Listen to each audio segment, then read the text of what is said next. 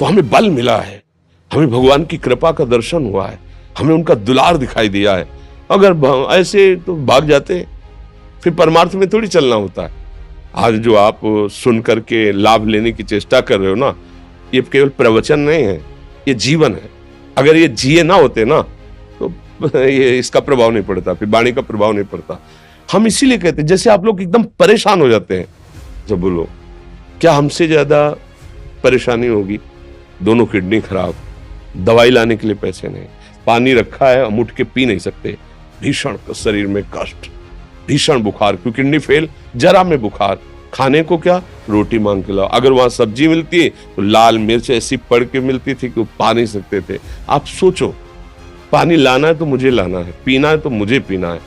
अगर मैं हारता तो कहां पहुंच जाता, क्या स्थिति होती? नहीं, मरना है, पर कदम पीछे। कोई दिन ऐसा नहीं जिस दिन सेवा ना की हो, जिस दिन सेवा ना गए हो।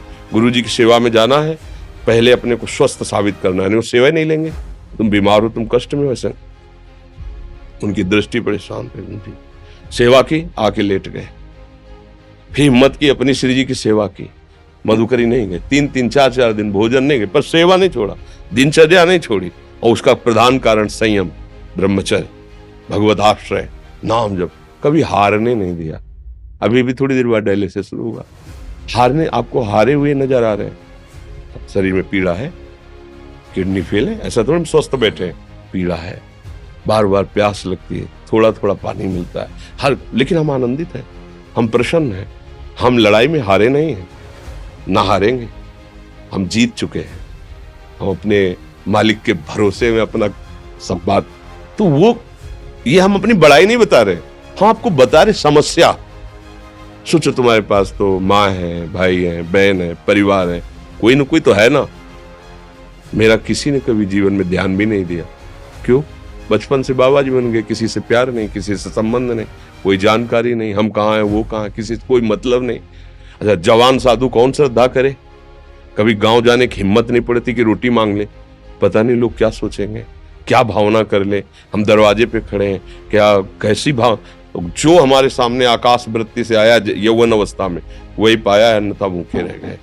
जब हम हर समय अपने को विवेक के द्वारा सावधान रखे तो हम कभी निराश नहीं हुए, कभी उदास नहीं हुए, कभी ऐसा नहीं लगा कि यार हम दुखी, कभी नहीं लगा। उसी का फल है कि उस सुख का संकेत मिल गया जहां दुख की निशानी भी नहीं है। वही उसी के बच्चे हो, हम सब उसी धातु से बने हुए हैं। हम इतना क्यों परेशान हो जाते हैं? हम ये देखते हैं अपने लोग, थोड़ी बात बिगड़ गई परेशान, नहीं बिगड़ी तो बिगड़ जाने की संभावना में परेशान है। आज सुख है लेकिन कल सुख छिन जाएगा तो हम आज के सुख में सुखी ना होकर कल के दुख की आने की संभावना में हम भयभीत हो। मतलब क्या हमारी सोच रह गई? हमको इतना बलवान बनना है कि सुख और दुख दोनों हमको छू न सके। भारी से भारी सुख की व्यवस्था है तो अहंकार नहीं, हर्षित होकर किसी का अपमान न करे कि हम धनी, हम पदाधिकारी, अमुक। भारी से भारी दुख आया तो हमें किसी के सहयोग की जरूरत नहीं, हम फिर अपने कदम बढ़ाएंगे, हम फिर जुड़ी हुई अपनी भावनाओं को सजाएंगे।